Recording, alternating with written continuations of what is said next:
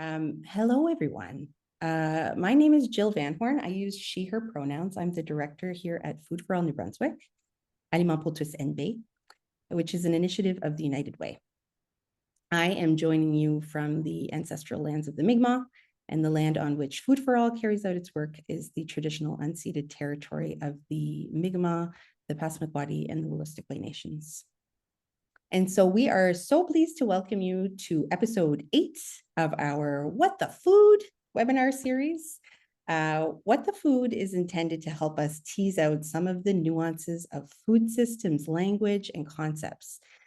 As I'm sure all of us here are aware, there are so many terms that mean many, many things: food security, household food insecurity, food sovereignty, etc. So What the Food is a place for us to sort of untangle that web together and deepen our understanding. Today's topic is one that I'm sure we're all intimately connected to. The topic is affording food in today's economy. And to delve into this with us, we have the great honor of hosting Randy Hatfield. Randy's the executive director at the St. John Human Development Council.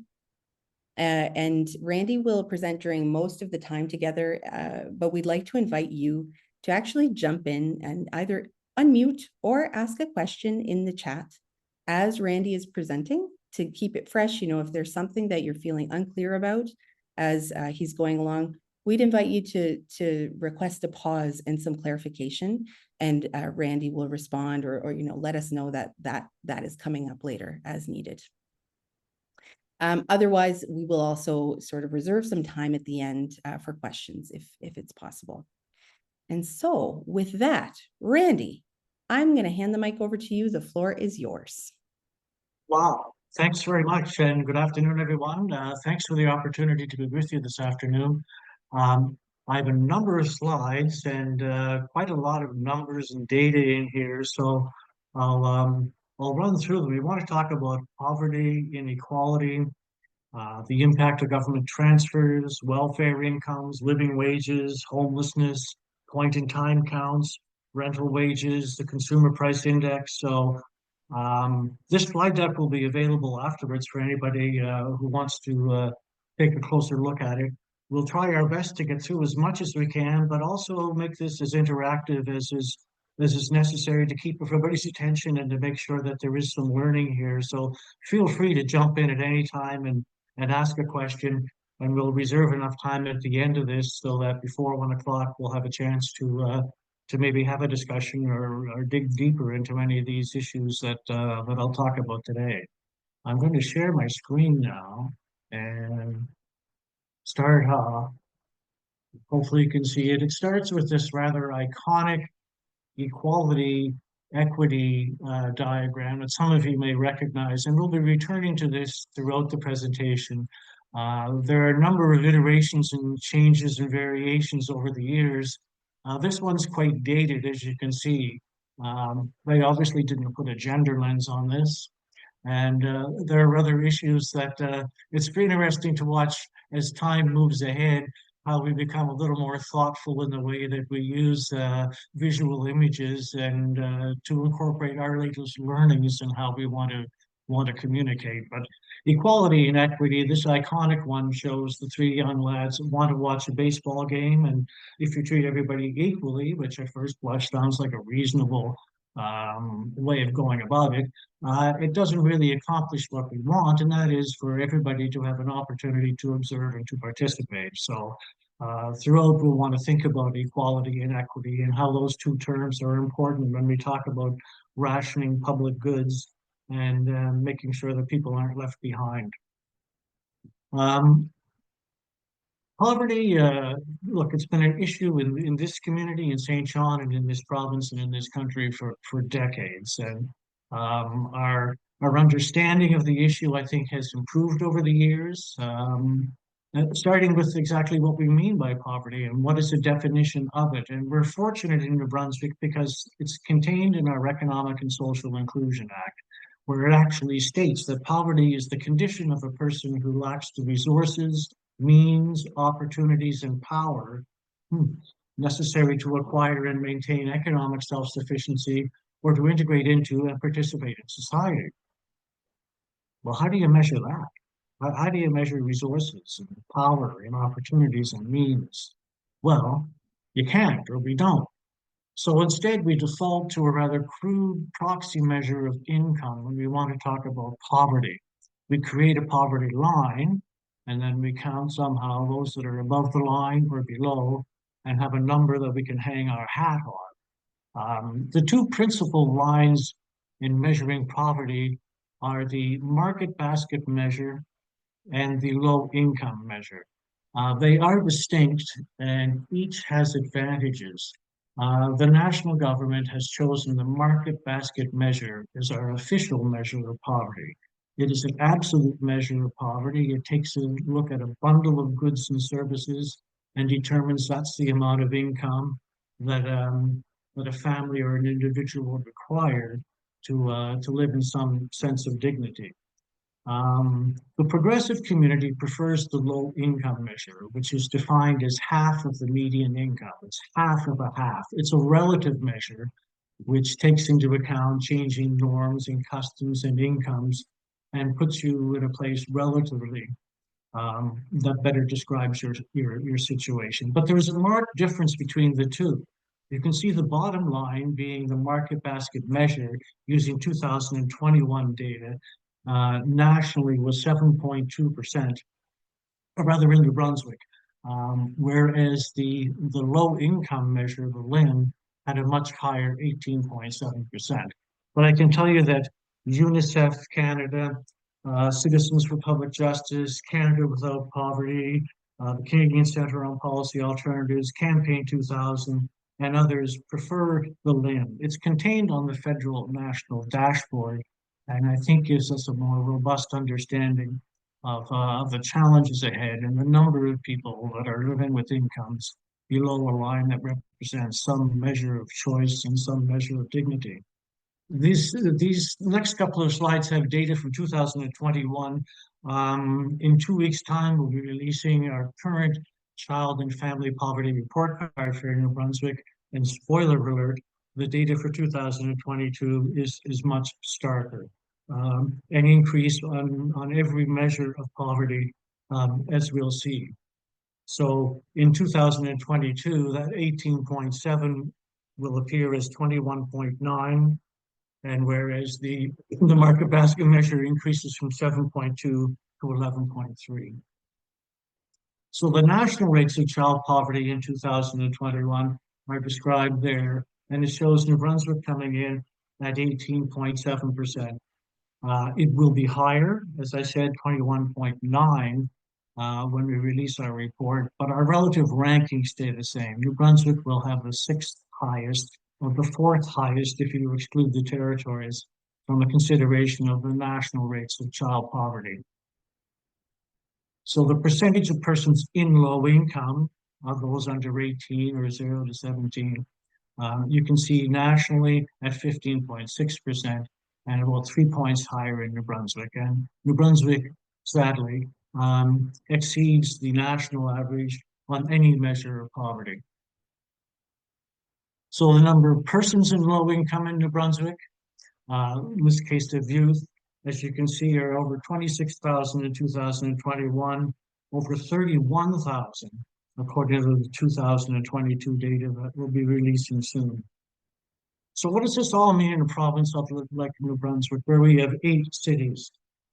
And it's rather strange because in the St. John area, we have St. John, and adjoining us are 2 towns, Rossay and Quispamsis, that have a combined population of 30,000. So you can see Campbellton with a population of just over 7,000 at the top of the map here, which is really only a third of the population of a place like Quispamsis. But regardless, we have 8 cities in the province, and you can see the rather elevated or shameful rates of poverty, whether it's a child poverty rate, an overall poverty rate that includes the entire population, or a seniors poverty rate. Campbellton ranks worst of the 8 cities, but going all the way down to the south to St. John, you can see the challenges that we have here with a child poverty rate of, well, what will be 31% in 2022 data. Dieppe fares fairly well, and as I say, these adjoining municipalities around St. John fare much better than the central city. When you look at census metropolitan areas, there are three in New Brunswick: Moncton, Fredericton, and St. John. A CMA, or a census metropolitan area, is a Statistics Canada designation which applies to a geography where there is a central city of at least 50,000 within a catchment area of 100,000. So for Moncton, for instance, you can see the city is adjacent to Dieppe and the town of Riverview, by sharp differences between the rates of child overall and senior poverties in the central city, which is more dense, has a more varied population, tends to have more renters than homeowners, at least compared to its adjoining more suburban municipalities. But the difference there within the Moncton CMA, it's more stark in the St. John area, where you can see child poverty rates of, again, what will be 31% compared to Quispamsis or Rothesay or Granby Westfield. We like to disaggregate data here at the Human Development Council because I think larger geographies distort and don't tell us the full picture. There are 4 electoral wards within the city of St. John, and Ward 3 contains 3 of our 5 priority neighborhoods. It's the smallest ward geographically, but certainly the starkest ward when it comes to indicators of income poverty.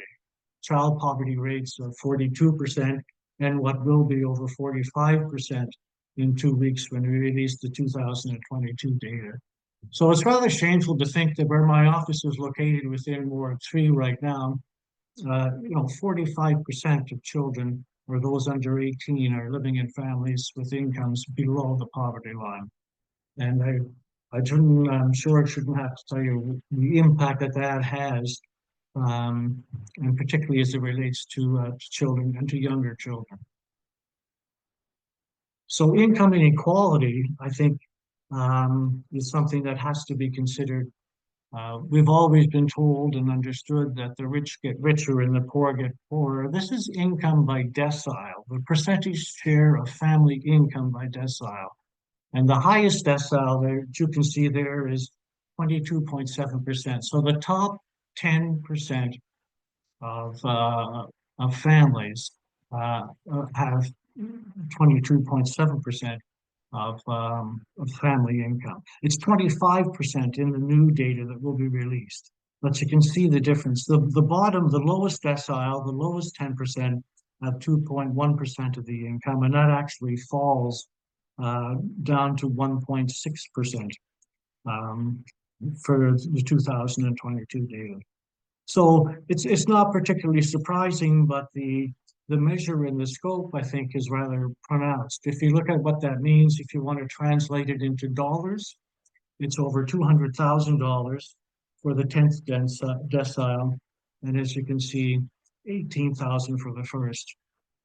And data, again, to be released in 10 days' time will show that the 10th decile has increased to over 210,000, while the bottom decile has shrunk down to $15,740. So really, if you want to return to the iconic equality equity, we really have all of a sudden the injection of reality, and the reality showing that we really have a distribution problem in this country. As they say, we have enough to meet everybody's need, but perhaps not everybody's greed. Early child poverty is an indicator that should be looked at with some concern. I think we all know the early years and the importance of income stability within families and the costs incurred with children under 6, and the impact over the years. The McCain Foundation has done some incredible work on the early years, and whether it's epigenetics or methylation of genes, I mean, we know right now that the way that we create neighborhoods and families can have genetic outcomes. And the ability to have sufficient incomes to attend the basic needs is the foundation for moving forward. So national child poverty rates for individuals under 6 throughout the country show that nationally 16% of young folks under 6 are living in families with incomes below the poverty line. And in New Brunswick, that's 20.7%. One-parent families, not surprisingly, tend to have higher rates of income poverty than couple families. And that's a function mostly of the fact that, by definition, a one-parent family has one income earner.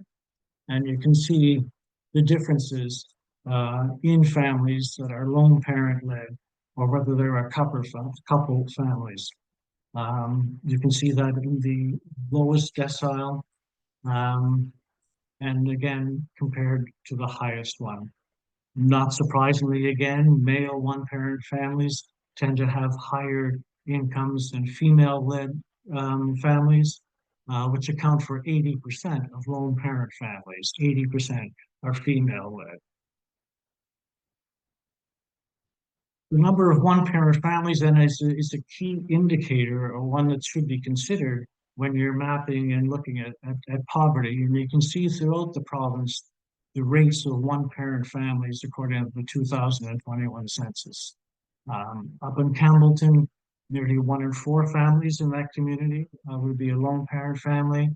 In St. John, 22.8%. And you can see the difference in a community or a city like Dieppe.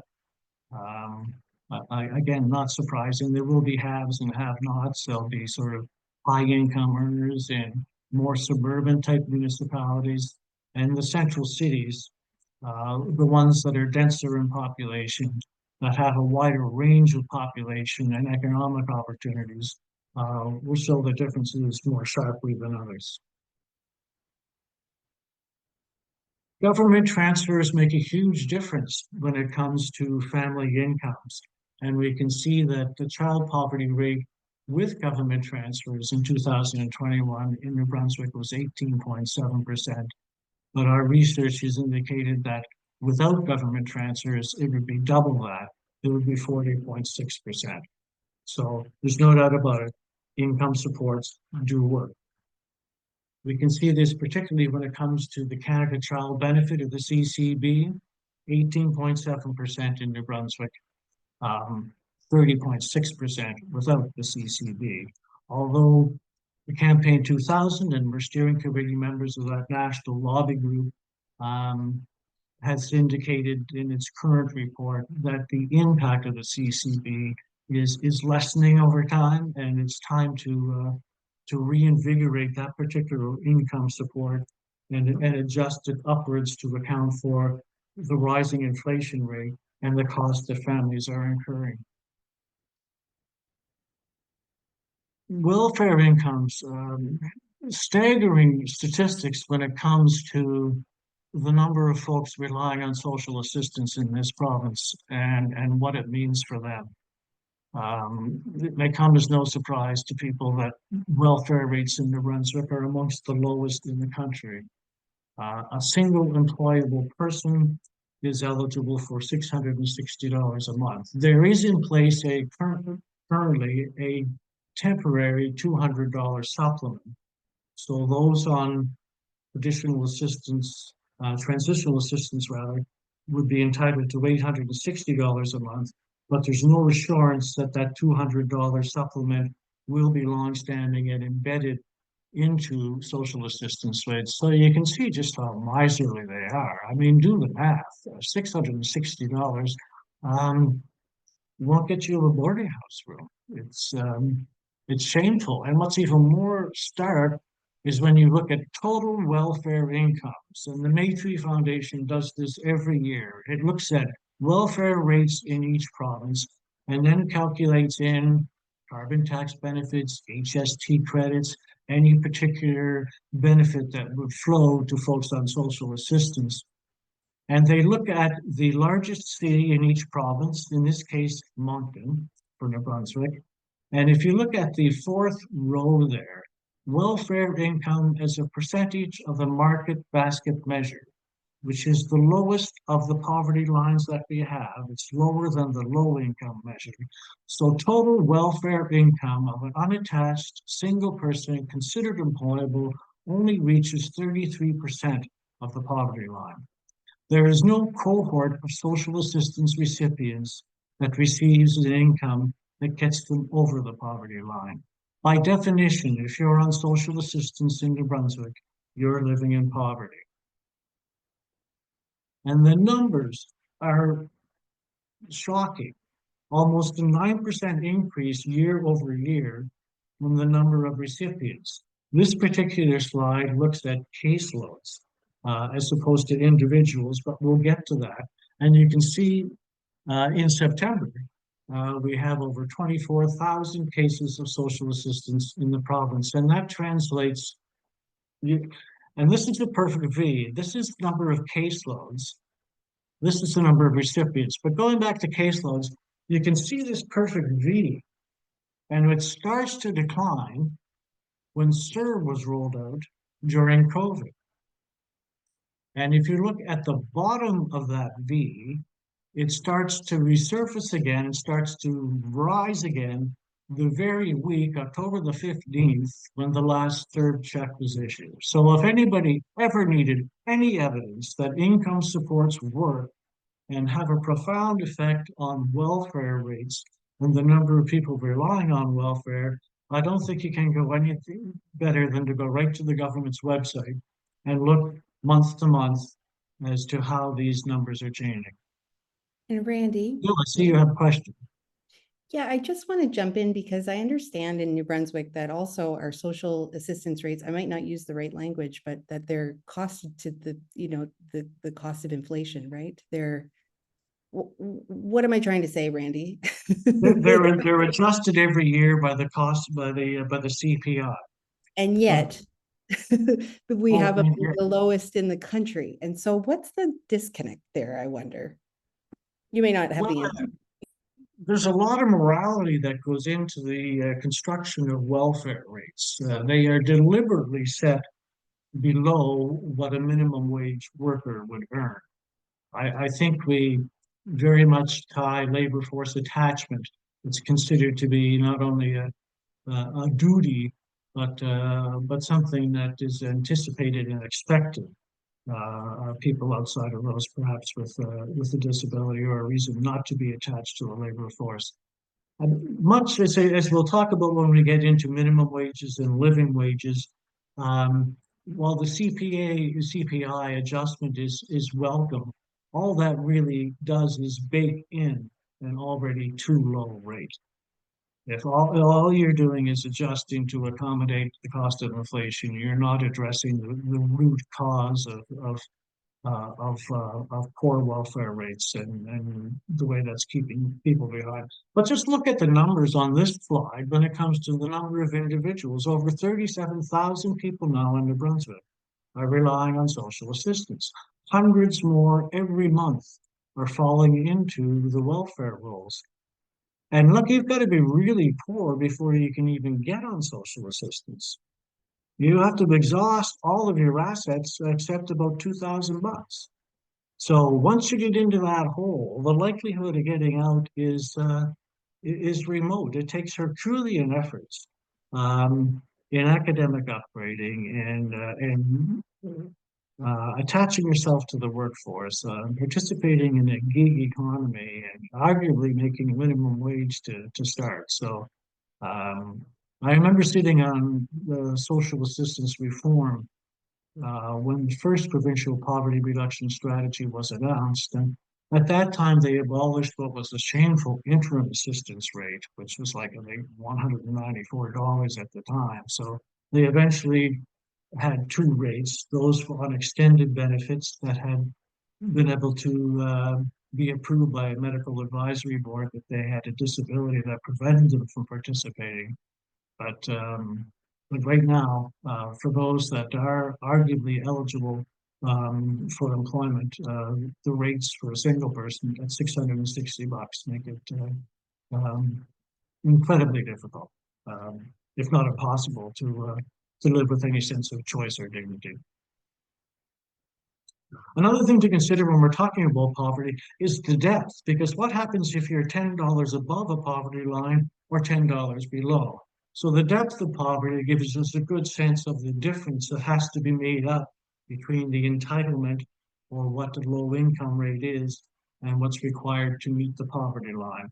So for one parent with one child, there's over $10,000 gap between that line and what the after-tax median family income is for that low-income cohort. So we have lots of people below the poverty line and lots of people that have a huge gap and a depth of poverty that means we need to do a lot more to get people up to that magic line.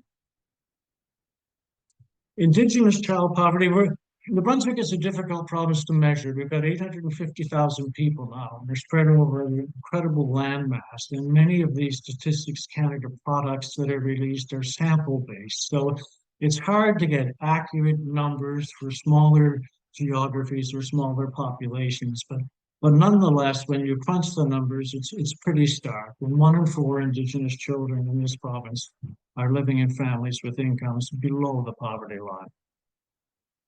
Racialized child poverty is another concern. It was never a metric that was looked at seriously in New Brunswick, but as we seek to emulate other provinces, as we seek to grow our population and attract newcomers, we better take lessons from other jurisdictions and understand that it's quite common for racialized communities and cohorts to experience larger poverty rates than others. The reason the Arab category would be higher, I think, reflects the Syrian crisis, where 1,500 individuals were brought in almost a decade ago. But you can see as well that sort of Black and brown folks experience rates of income poverty much larger than the Caucasian population. Immigration status also affects the amount of income that a family has and the number of families that will be living with incomes below the poverty line. The column, for instance, on the far right talks about most recent immigrants. And that, I think, can be explained by labor force attachment. And the longer that you're here, the stronger the likelihood that you have attached more securely to the labor force and have incomes. But it's refugees, for instance, that are brought into the province can rely on federal support for 1 year, and then after 12 months they fall under the provincial welfare rolls, and that becomes the floor then of their entitlement to income support. So, if you accept the fact that poverty, as we measure it, relates to income, then it's fair to ask, well, how can you acquire an income or money in a family? And there are two principal ways. One is through income supports or benefits and entitlement, and the other is through work, through labor force attachment. And in New Brunswick, we have minimum wages. Every province does. They're regulated by provinces. And our Employment Standards Act in New Brunswick sets out the minimum wage, and working relationships for those that aren't in a bargaining unit are covered by a collective agreement. So the minimum wage in New Brunswick is now $15.30. And minimum wages were never constructed and put together as a means of allowing people to meet all of their basic needs. It really was never a calculation that took into account what it cost to live. It was an old figure that now in New Brunswick is adjusted along with social assistance rates by a consumer price index. But as before, all you're doing is baking in an already too low rate for the minimum wage. So there is a living wage movement across the country right now, in fact, internationally. And we crunch living wages in New Brunswick in compliance with the National Living Wage Framework that the next couple of slides will explain. But as you can see, the living wages in New Brunswick, looking at 10 expense categories, have a provincial wage rate of 24.62. And then the ones that we've crafted for the three principal cities, Fredericton, Moncton, and St. John, the highest living wage community would be Fredericton at 25.88. This is the first year we calculated a provincial living wage, and Nova Scotia did it as well. And that goes back to the fact that quite often folks would say, well, what does it cost in a rural area? What do you need there? And then when you try to go through the expense categories and calculate it, it becomes rather difficult. But using Stats Canada data, CMHD data, and other data sources, we were able to pull together, using that national living wage framework, um, the living wage provincially and within the three principal cities. The living wage is calculated by looking at family expenses and taking into account employment income and government transfers and taking away taxes. It's a pretty comprehensive system. The living wage budget, for instance, that we first put together looks at childcare. And as you know, in New Brunswick, we're moving towards a $10 a day childcare. At this point, you have to be registered into a licensed early learning center. So we have a challenge of having the number of spaces that are necessary available to parents in the province. So we calculate childcare. The living wage budget is based upon a reference family of four, two working adults and two children aged 9 and 2, which takes into account preschool care as well as after school care for the 9-year-old.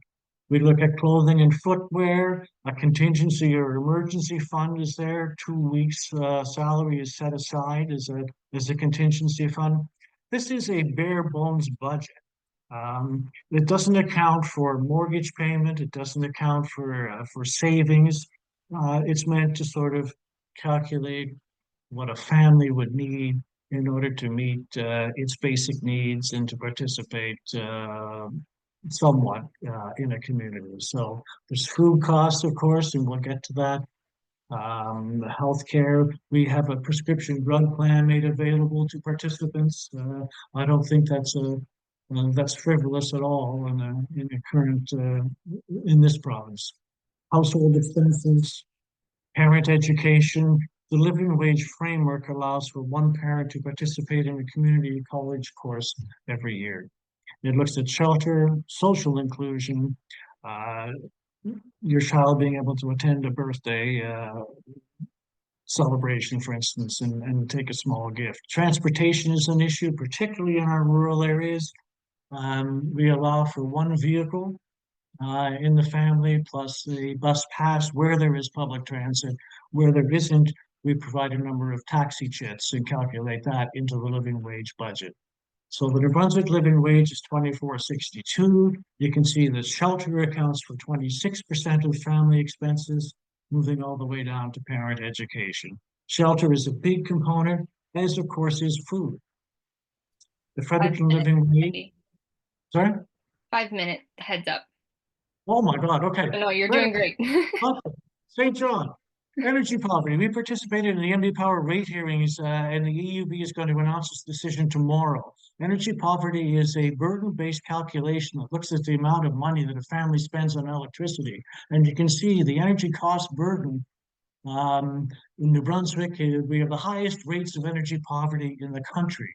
And when you disaggregate the cost of energy and look at the low-income cohort in particular, over 80% of low-income earners in New Brunswick are in energy poverty.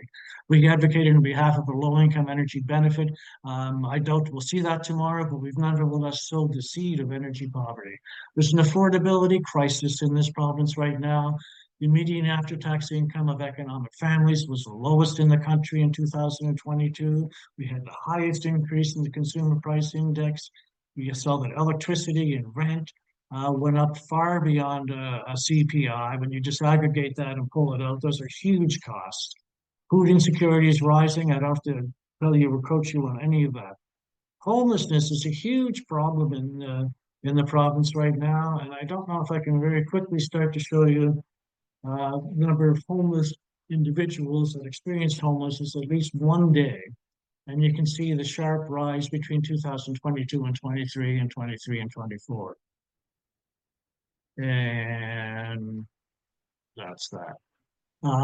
Over 815 chronically homeless individuals are in the three principal cities in Moncton, Fredericton, and St. John. And Moncton has 399 chronically homeless individuals, but those are folks that spend at least 6 months of the year in a shelter or without shelter. We do a point in time count every year. The next one starting in 2 weeks, where we actually go out and visit encampments and try to track homeless individuals and take into account their situation. You can look at this deck sometime and take a look. 30% of homeless people come from foster care or a group home. That's a huge indicator of whether a person will be homeless over the life cycle, whether you're a ward of the state or in a group home or in foster care. And as you can see, almost 50% of the first experienced homeless was for folks below the age of 28.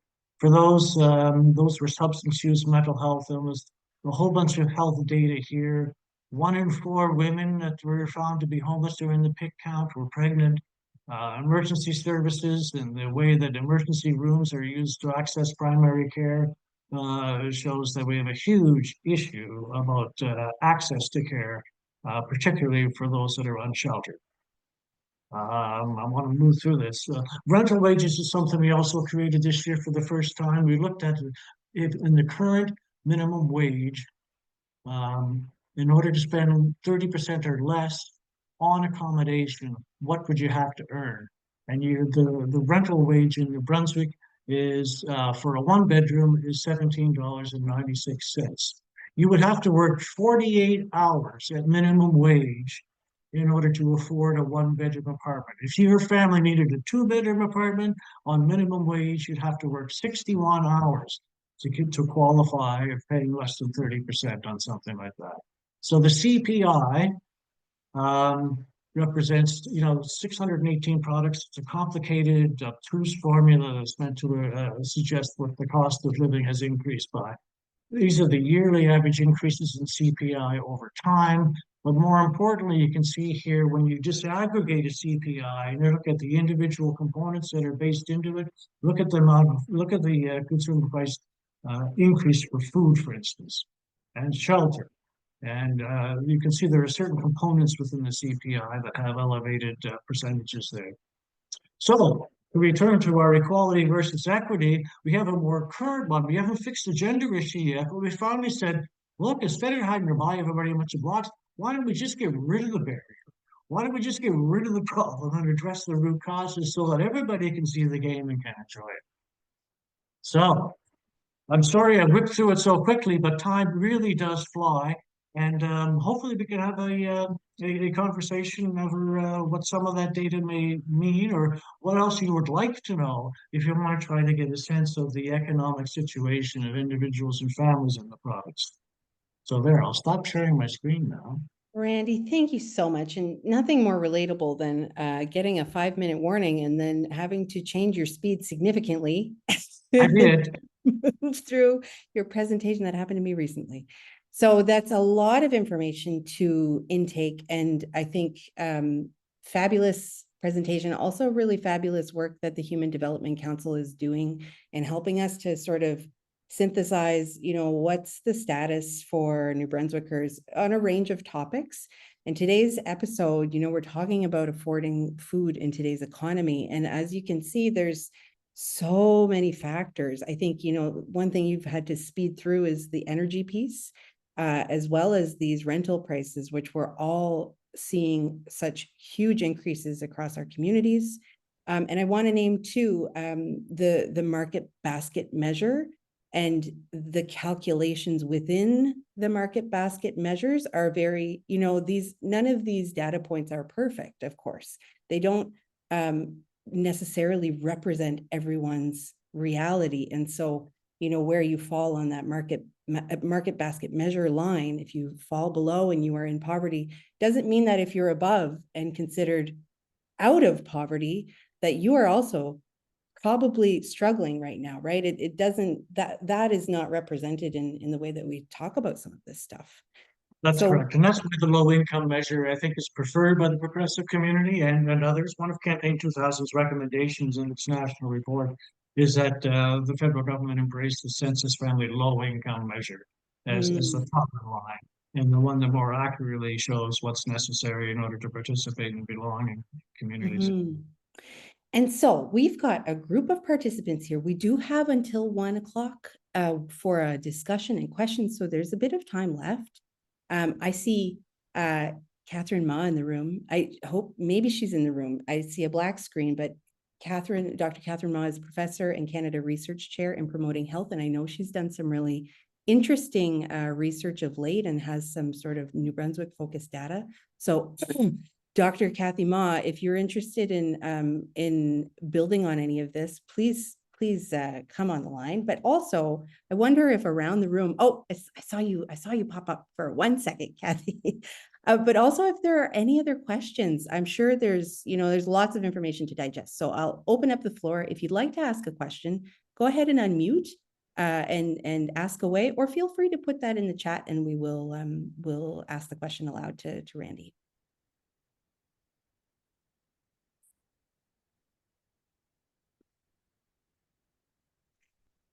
So I see my mom is also in the room and she says hi to me in the chat. No questions coming in yet. So I'll be listening. We'll be looking for your questions in the chat. Randy, I notice in a number of different reports, Quebec is often among the lower rated provinces for household food insecurity, child poverty generally speaking. And I wonder, what's different in Quebec? What are they doing that we are not here in New Brunswick and in other provinces, of course? Social supports, I think, is a larger understanding. They were the first jurisdiction in the country to really take childcare seriously and look upon it as a way not only of providing early education to children, but also improving labor force attachment by women. And that, of course, when you have two income earners in a family, that certainly lowers the likelihood that you'll be below a poverty line. So there are a number of progressive measures that Quebec has taken over the years that I think point to best and promising practices in the country. Thanks for that. We've got we can do. I mean, I'm going to look at the EUB tomorrow with some interest to see what they can do. If I could just share briefly, I mean, when we did our jurisdictional scan in order to have intervening status, and we looked at energy poverty, I was struck by how far behind New Brunswick is in terms of civil society and advocacy. We're 20 years behind Nova Scotia, and I'd be curious for your own reaction, Jill, and the work that you're doing. I'm more and more convinced that the absence of a dominant urban area in this province holds us back. We're the only province without a big honking city. They tend to be provincial capitals outside of Quebec City and Victoria. But I look at HRM, Halifax Regional Municipality. It's a provincial capital with a federal presence and regional head offices, handful of universities, and 500,000 people. And in New Brunswick, we have three principal cities. None has more than like 83,000 people. And so what it means, not only, 2 year ways now, but 3 community foundations, 3 communities councils on homelessness.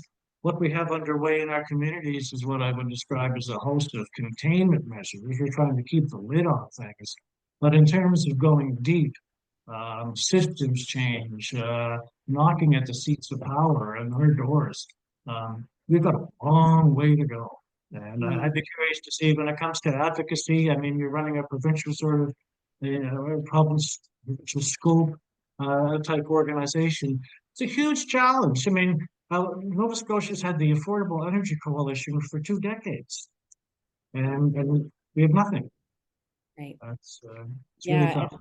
That kind of links to a question. I see Lisa's got a question in the chat. What can we and other nonprofits do to change this? That's a big question. I think, to your point, a lot of organizing and sort of, focusing in on some of these pieces, and we are behind in New Brunswick on that piece for sure. There's some really other great questions coming in the chat. I do see Kathy Moss put her hand up too. So I want to pause on the questions in the chat. We'll get back to these. And Kathy, I'm going to go over to you for a minute if you want to unmute and jump in. Hi, thank you for the little shout out. But I just wanted to say thanks very much, Randy, for this interesting talk. And I really loved how you highlighted so many of the key indicators that, like, we know what the extent of the problem is, and we've been measuring it for a very long time, and things have been getting worse. So I think your presentation really highlighted that. My question is around that community organizing piece that just came up in the last context. It's my impression, just looking at, like food movement, politics and community organizing and anti-poverty community organizing, like, I think there was sort of a very coordinated set of movements around social progress in the 70s and 80s. And then somehow we kind of got all separated into our own niches. And like, I personally would love us to kind of come back together. It has come back a little bit around basic income as a solution, but basic income is only one piece of the puzzle, which I think your presentation also really highlighted in terms of having a comprehensive socioeconomic and structural safety net for Canada. So I was wondering, with your experience and with your role, what do you suggest in terms of bringing food and anti-poverty organizing a little bit closer together, or at least how can we align our efforts? Solidarity. I think that's the only way we're going to tackle this big nut. Again, the three cities, it's really hard in New Brunswick. Hey, half of the population is rural. You've got the traditional cleavages in this province with north and south, and English and French, and rural and urban. And there's no capacity for umbrella groups. It's really, really hard. And I'd like, out of these energy hearings, dealt with the Conservation Council, and we've had meetings of, starting an affordable energy coalition. And I can think of the half dozen or a dozen provincial-wide organizations, including your own, that should be part of an umbrella. The Coalition for Pay Equity, the Common Front for Social Justice, the Brunswick Disability Executive Network, Conservation Council, Human Development. Their ability to run. There are province-wide organizations, but I'm not aware of any ED in this province that's sitting back thinking, well, I wonder what I'll put on this side of my desk this week. No, they're full. They're flat out, and it's shameful, really. In the energy field, energy poverty was never put before our regulator as an issue before. And so we sowed a seed, but it's going to take a long time. Like Nova Scotia, they've been at it for 20 years, and they've had intervenor status, and they've had costs available to them to hire experts. And having sat through that arcane process all summer long, I can tell you, in order to participate fully, you need a skilled litigator and an expert. And we had neither in this case, but it's a question of voice. Whether it's Aristotelian who gets the flutes or what. I mean, it's a real challenge in this province. And I hope that meetings like this, webinars like this, opportunities to create networks, we're constantly looking at ways we can flip the glass and say scale can work to our advantage. But I'm hard pressed to find anything beyond the obvious. The smaller we are, the more connected we are. There's a familiarity, there are working relationships, and that's helpful. But how do you tackle affordable housing in a city of 80,000 people? And that's Moncton, our largest city.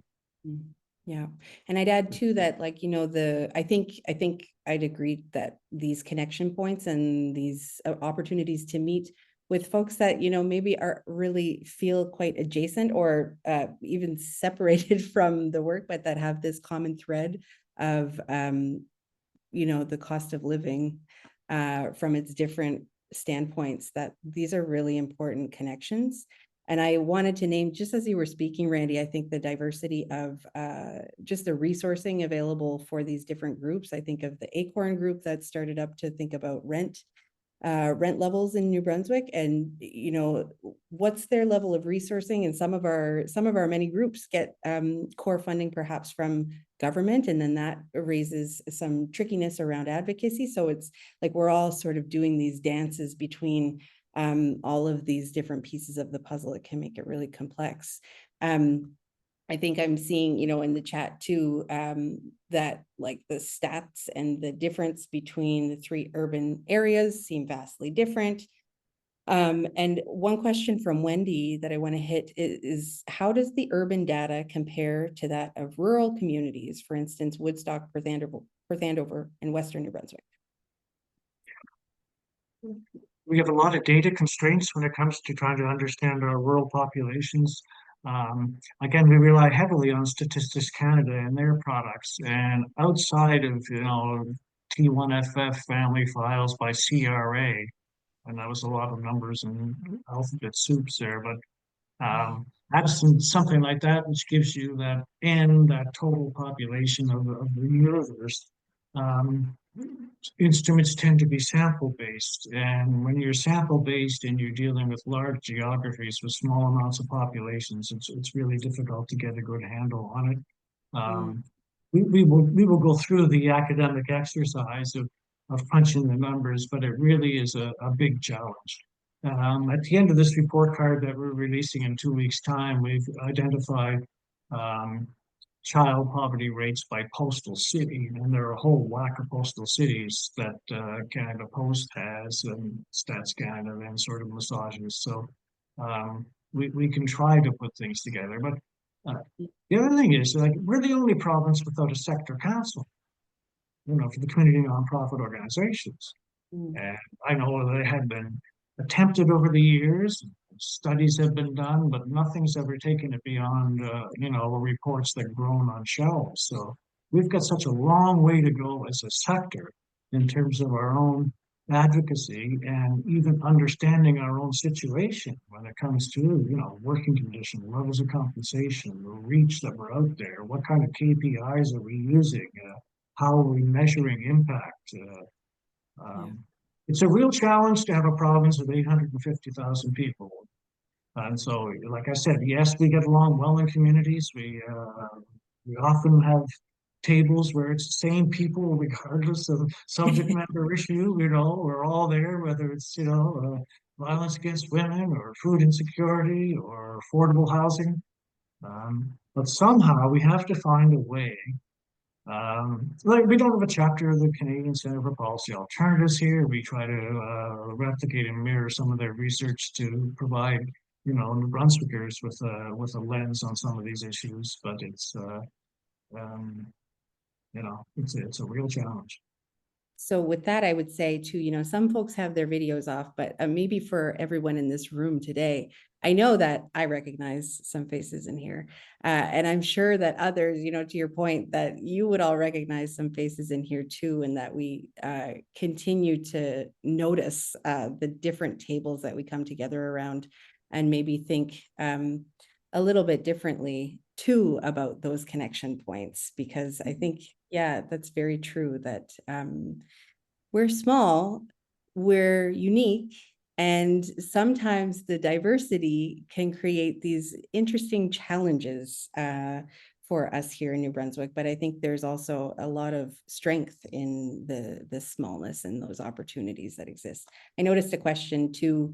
This is sort of, it's from my mom. Sorry, Mom, I gotta just keep saying that. But she says she wonders about just different initiatives and parts of the solution that might include shared housing. And I think that from your perspective, you might come at it from sort of a community care perspective, but I think this is true too. And I think to cooperative housing, I know Nova Scotia was very strong in that at one time. I don't know what that looked like here in New Brunswick, but those sort of public options that have existed in the past.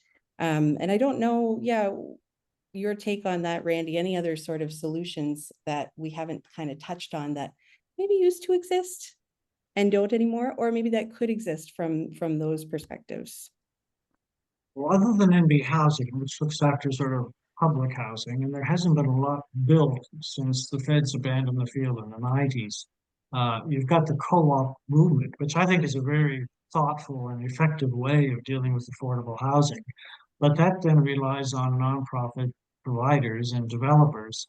And that then you're confronted with the scale issue and the challenge there. Like a federal program of $5.2 billion for the National Housing Program sounds really impressive, but New Brunswick has 2.1% of the national population. So you take that little sliver, and then you realize, well, we have 8 cities, slivers get a little smaller, and then we've got rural communities that have to be dealt with, and we've got geography that has to be taken into account. So it's the scale piece that I think we butt into often that that constrains us. Yeah. So I'm getting a notice on time, and I want to name this comment that Kathy shared. So on StatCan sample surveys to use in our work, we believe the estimates of household food insecurity coming from the Canadian Income Survey are likely stronger and more accurate than those previously from CCHS, by the way, because CIS draws from a much larger sample of tax filers and is linked to the labor force survey. So thanks, Right. Kathy. I want to name 2 before I do a brief shift, and then we'll come back to you, Randy. But Suzanne White also notes in the chat, there's a co-op housing, what it is and how to develop one.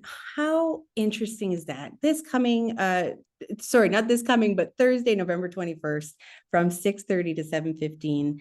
It's a hybrid event, so both on Zoom and at the Fredericton Public Library. Thank you, Suzanne, for sharing that. If anyone wants to access those details in the chat, please do. And so before we close out the event, I want to take a brief moment and say, wow, well, an hour goes by quickly.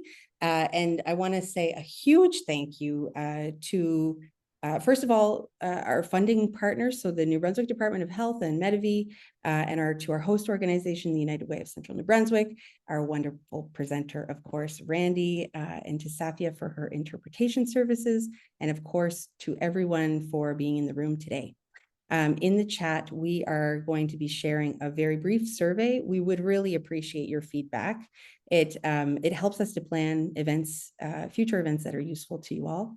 And we will be sending everyone the recording and survey link again via email very soon. The recording will end up also on our YouTube channel. We have one more What the Food episode coming before the end of the year on November 27th, and we'll be talking about the links between disability, poverty, and food insecurity.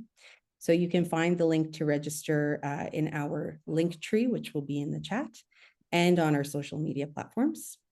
And so with that, Randy, I am going to hand the last word over to you for a minute. What would you like to leave participants with today? Do you have any last thoughts you would like to share? Yeah, we have an ongoing distribution problem of income and wealth, and I think we're going to have to make some serious targeted interventions on cohorts of the population that are really struggling right now. There's an enormous amount of anxiety out there, I'm sensing, not only of folks on social assistance, but even the working poor, if we can use that term. I think there's a lot of anxiety and nervousness. I think the financialization of the whole housing industry has turned that one on its head here in this province. There used to be a value proposition in New Brunswick of affordable housing and cheap labor. I don't think either applies right now. So we've got challenges. Energy poverty was an eye opener. You know, the amount of a family's budget that has to go towards electricity and how We need a targeted low-income benefit like Ontario and other progressive communities in North America and Europe. So I think with strained resources and an inability or an unwillingness at this point to go towards a guaranteed livable income, we're just going to have to make sure that we target investments and supports to those who need it the most. So lots of work to do. And I think keeping these lines of communication open, and of course, talk to your decision makers. We have a new government here in the province as well, right? So I want to say thank you again to everyone for being here. That's where we leave it for today. We wish you a wonderful day, and we'll look forward to seeing you at the next What the Food? So bye for now, everyone. Okay, thanks. Thanks so much, Randy.